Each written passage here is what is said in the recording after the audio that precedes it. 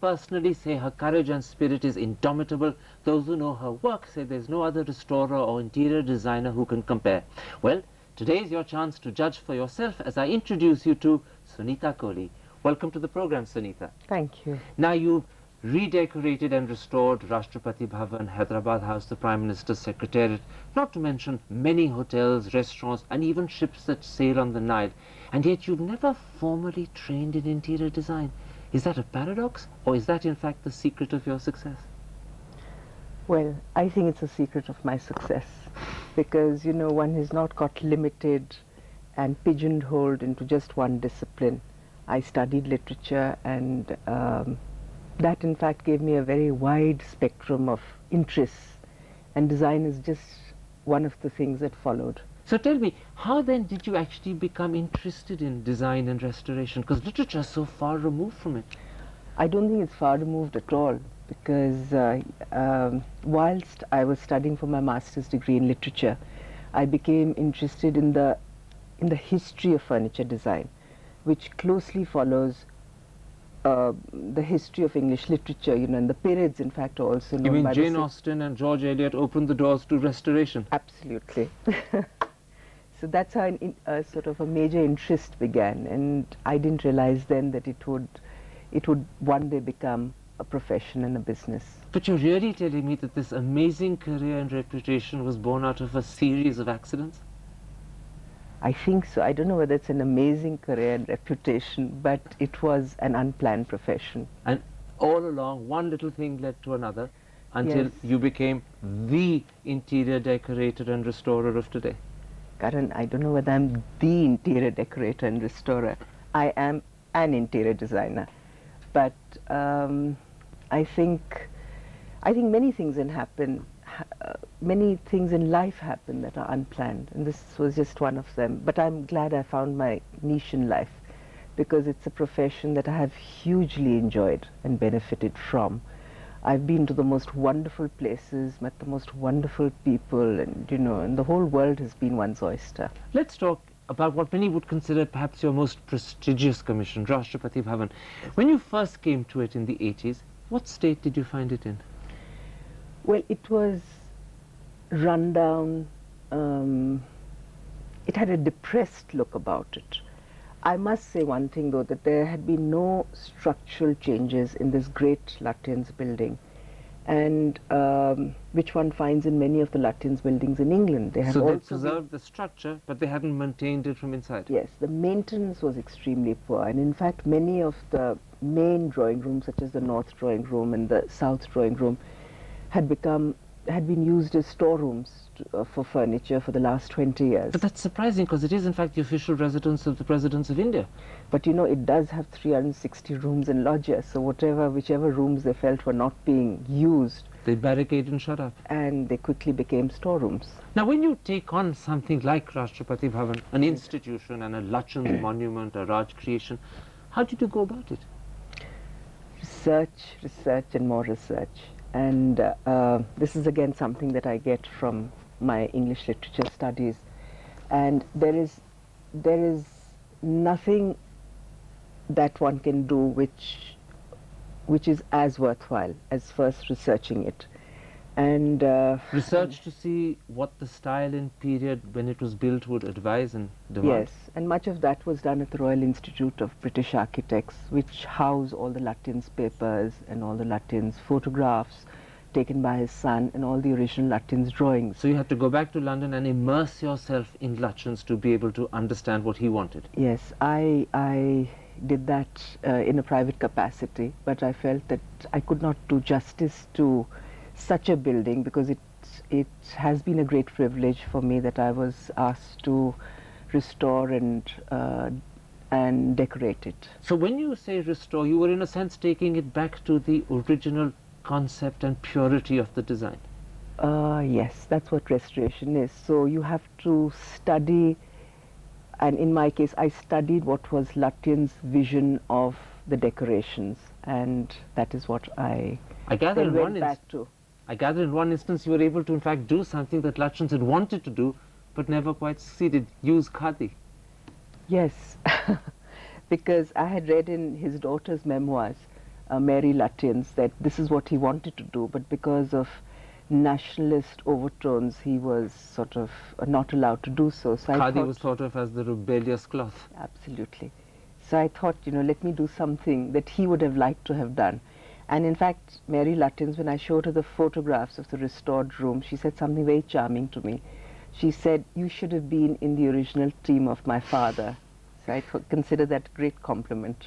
Now, when it came to the Prime Minister's Secretariat, the Prime Minister of the day was Rajiv Gandhi. I gather that he actually involved himself personally in the restoration and the redecoration.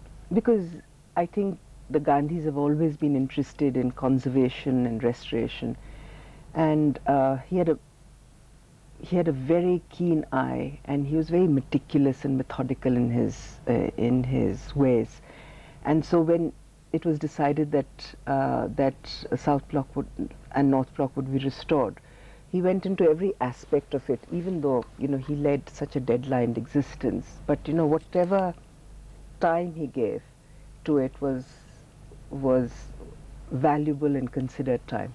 I believe, in fact, one of the things he was particularly keen on was the relocation of the loos, and he spent a lot of time on the construction of double doors for his own office. Yes. Yes, he didn't like the fact that, like his own loo, which is the Prime Minister's loo in South Block, should be carved out of a loggia, because he felt that these were appendages which were not intended and which sort of interfered with the original design that Baker had done. So he wanted to remove it, and he really wanted to use, whatever was the closest public loo, but I think his security didn't allow it. But he wanted all the loos to be, whether the chaprasi was using it or any one of his secretaries were using it, that he wanted the same standards to be maintained, and that they should be functional and easy to maintain and clean. Now, in fact, it's not just in India that you've actually made your name and reputation. You're equally well known for the work you've done in Egypt. But tell me, how did you begin working in Egypt? In Egypt, I've grown to love immensely, and I'm very fortunate that I've been asked to do projects in Egypt. But the first was a small resort hotel in El Arish, which is on the north coast of the Sinai Peninsula in Egypt, and they asked me to do the public rooms there. And these hotels are all owned by the Egyptian government. And then when that was completed, that was sort of inaugurated by Hosni Mubarak, who was then the vice president. And then, mine is a very visual career. If one project is done well, that leads to your next commission or assignment. So success breeds success in your career. I think so. That's the way it goes. And one of the most enchanting projects that you've been involved in is, in fact, the ships that sail on the Nile, the cruisers. Yes. Tell me about those. Well, these, the tourist industry in Egypt is very well put together, and they have these 60-cabin cruisers on the Nile which go from Luxor to Aswan, and you see a huge drum roll of great temples like Komombo and Esna, Edfu, Dendera, and so on and so forth. And these are extremely popular. So every hotel chain in the world, I think, has hotel boats. So these are operated by the Oberois. In 84 and 85 I did 2, and then more recently I did what was the Philae cruiser, which is today considered the best boat on the Nile. Till the next one comes along. Is it a great challenge? Because it's so different to Rashtrapati Bhavan. Yes, completely. But there are a different set of rules that apply. And for instance, that I didn't know that you can't hang pictures on sort of cabin walls in the same way that you do in a brick wall. Because they'd fall off? Because they fall off. So you have to know where the batons are and things, and there are many things, and they've got wool between these slim cabin walls because it's fire retardancy rules that they have to follow. So you almost had to learn the game all over again. Yes. So every project teaches you something else. But I enjoyed working on these enormously. Now, not surprisingly, in 1992 you became the first and so far only winner of the Padma Shri for interior design and restoration. Do you remember how you got the news? Well, we had a call I returned from work quite late one evening, and my husband said that somebody from the Ministry of Home has been repeatedly calling for you. This is what, Republic Day Eve? This was the eve of Republic Day, yes.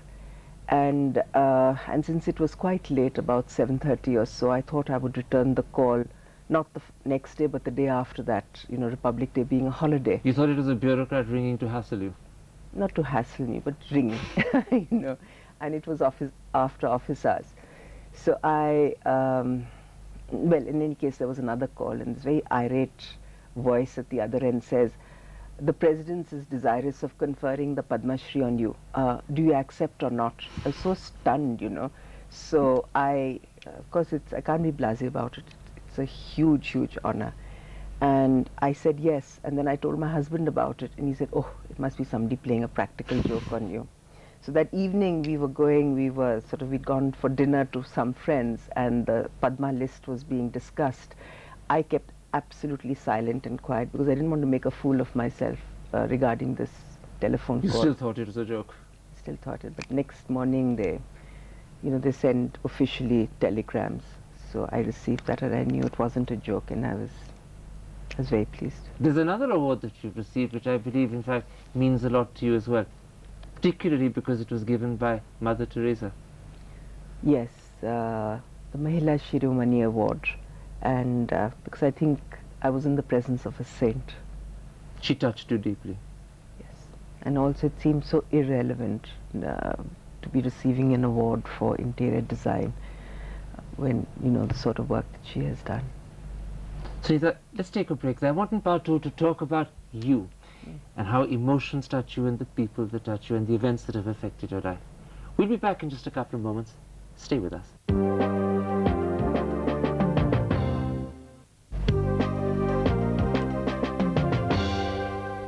Welcome back. My guest is the restorer and interior designer Sunita Kohli. Now, 2 years ago, almost to the day, in fact Christmas Eve '98, you met with a terrible accident and almost lost your life. What exactly happened? It wasn't a terrible accident, it was a silly fall, but which had rather serious consequences, because I fell off an 8-foot ladder in the house and I broke my neck. My God. I know it seems, but you know, I feel so fortunate that I've survived it. I'm not paralyzed. And I've come to realize that really nothing happens without God's grace. And even though it was a fall, but it wasn't a fall from grace. Tell me something, breaking one's neck is very serious. At the time, did you think you were going to die? Well, you know, as I lay there for an hour and a half before the ambulance arrived, apparently they tell me that my mouth started turning blue and my heart was visibly thumping. So and they kept me on the ground because our older daughter said that you know, that we can't move you because we might cause you secondary injury. And I felt that my family felt I was dying, and I was sort of wanting to lapse into unconsciousness because I was in an ocean of pain, and I think this is nature's way of alleviating pain. But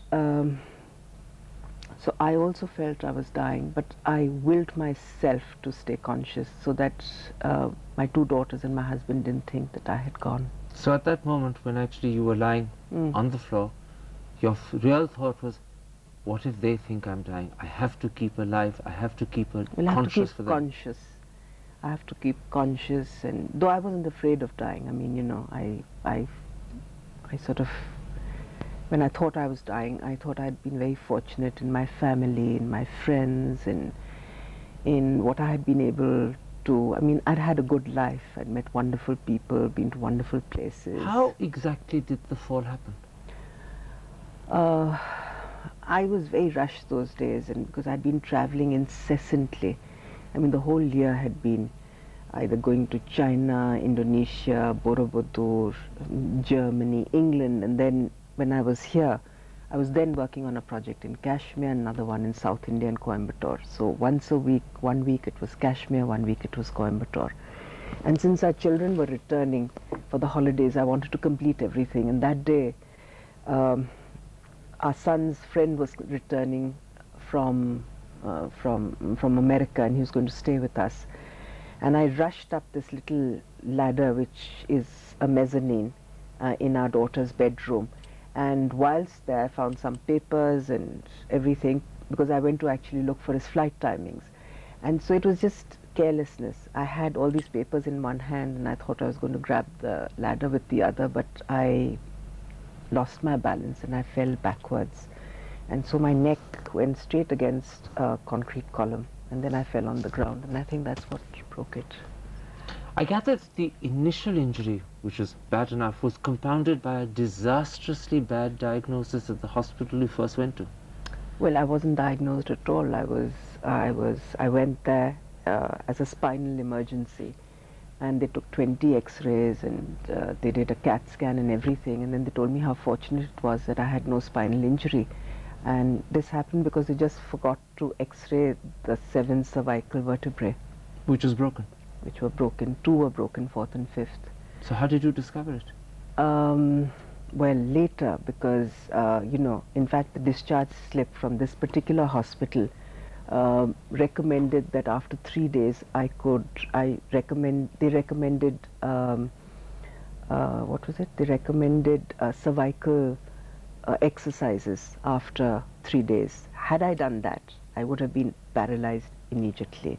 Fortunately, we never saw that, because I thought I should be getting better, and or at least there would be less pain, and they'd given me very strong painkillers. So when I would have that, I mean, the pain would alleviate the pain for a very short while, and then again it would start. So my sister-in-law, who's my doctor, and she's a very brilliant doctor, Teresa Kohli, she said, look, you should be getting better, and it shouldn't be that you're worsening. So she called another consultant, an orthopedic one, and he said, I can't make out anything with these x-rays because they're so poorly taken. So I went to another radiologist who I've known for many years, and when Noni Chopra with x-ray was wet, he said, Sunita, I just want you to keep just still immediately. He says, please put on your collar and don't move. And then he got onto a conference call, and then I was at AIMS. And what did they do? AIMS is, a fantastic hospital with the most amazing doctors.